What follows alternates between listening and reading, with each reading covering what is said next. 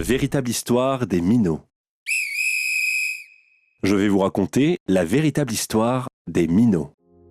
Il est difficile, pour ne pas dire presque impossible, de raconter l'extraordinaire aventure des Minots. Simplement car les vraies émotions ne se traduisent pas facilement. Mais aussi car, dans ce genre d'épisode, la pudeur prend logiquement le dessus.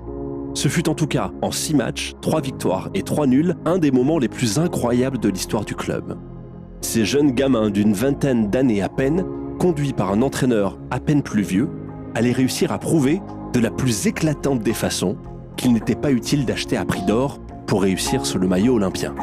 La force des Minots, c'était leur enthousiasme, leur solidarité, l'amour du maillot et du club. Ils étaient faits pour être ensemble. Le 17 avril 1981, devant 7000 supporters, Lévy, Anigo, Caminiti, Lopez, Gransart, Lapinta, Francini, De Bono, De Falco, Pascal et Castellani, avec Blum et Terronez sur le banc des remplaçants, battaient Grenoble 1-0 avec un but de Castellani, inscrit à 8 minutes de la fin du match. C'était ensuite, pour leur premier déplacement, un match nul à Corbeil, qui est égalisé après que l'Olympien De Falco ait ouvert la marque. Score final 1-1.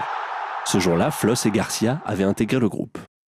Plus de 12 000 spectateurs assistaient ensuite au match nul contre Toulouse, un des cadors du championnat. Marc Pascal ayant ouvert le score en début de match, le Toulousain Lovitz égalisant en deuxième période. En Avignon, pour le 4e match des Minots, grâce à ce diable de Pascal, l'OM signait son premier succès à l'extérieur, avant d'obtenir avec Thierry Chancel, pour la première dans l'équipe, un partage des points à Montluçon. Restait enfin à affronter le leader Montpellier de Louis Nicolin. Un club ambitieux et déjà assuré d'accéder à la première division. Montpellier n'avait plus rien à prouver, mais avait bien l'intention de justifier son titre de champion. Montpellier venait donc pour gagner. Mais c'était mal connaître les possibilités des jeunes Olympiens. Montpellier ouvrait le score devant 20 000 spectateurs, d'abord surpris, puis conquis et subjugués.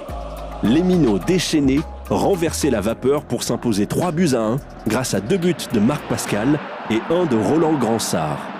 Jamais tour d'honneur réclamé par le Vélodrome n'avait été autant mérité. Louis Nicolin, le président de la Paillade, enthousiasmé, séduit, faisait d'ailleurs cadeau de sa part de la recette du match. L'hémorragie était enrayée. L'OM avait retrouvé le sourire et goût à la vie. La marche en avant pouvait reprendre. Jean Carieux, un entrepreneur de travaux publics, allait d'ailleurs être chargé de la mener à bien.